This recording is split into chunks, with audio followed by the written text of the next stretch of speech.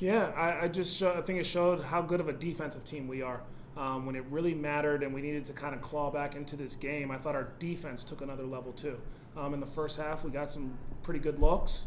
Didn't knock them down, unfortunately, and we got the same looks in the second half. Or some guys kicked it into another gear. But I thought for the most part, I saw our defensive intensity rise to the occasion.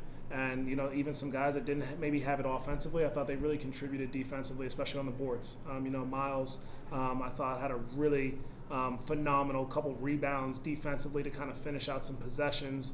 We came up with a couple more 50-50 balls, like Grant Williams diving on the floor in front of our bench, and even like the Trey Man physicality on Jalen Green, who's one of the better young players and one of their key players on their team. So again, I can go around the horn on everyone, but just a great team defensive effort. You mentioned Trey. I mean, they have, I think, 24 points off the bench, 3 guys, a couple of key plays on the stretch. What can you say about his performance for you tonight? Yeah, proud of Trey. Very happy with the way that Trey played. I even thought that he took it up another notch in the second half. We talked about at halftime. I think he had like 10 or 11 points, but we still didn't feel like he had the Trey bounce or vibe to him. And then I thought in the second half, he was able to kind of ease his way into the game. And then again, defensively, just was really good and into people.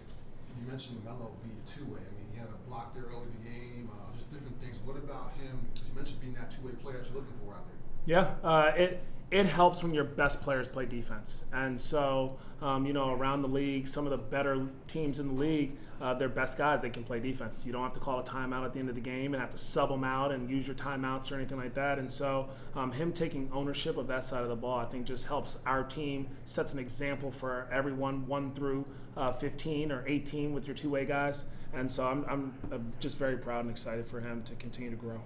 I know this is your first year here, but after all Milo has been through over the past couple of years with injuries, what did it mean for you to see him have that kind of game for your team? Yeah, it just shows the competitor that he is, the resilient person that he is.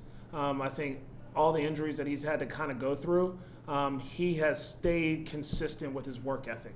And I'm so happy that he was able to kind of showcase it tonight because, like I said, since I've gotten this job, since the first time we talked on the phone, he told me what he was going to be committed to. And he wants to be someone who earns the trust of his teammates and his coaches in terms of just coming into work every day and wants to be a winner and wants to impact winning. And so I told him what I think is going to help us impact winning, and I think that you saw tonight him implementing that with some of his defensive efforts, some of the multiple efforts that he made, and then offensively playing with the pass and driving. And so I'm just all around excited for him again, just like super resilient, super hardworking, and so it's good for him to have success tonight. And as a quick follow-up, this might be kind of obvious, but I want to hear your words. What does a healthy LaMelo Ball do for your team? Oh.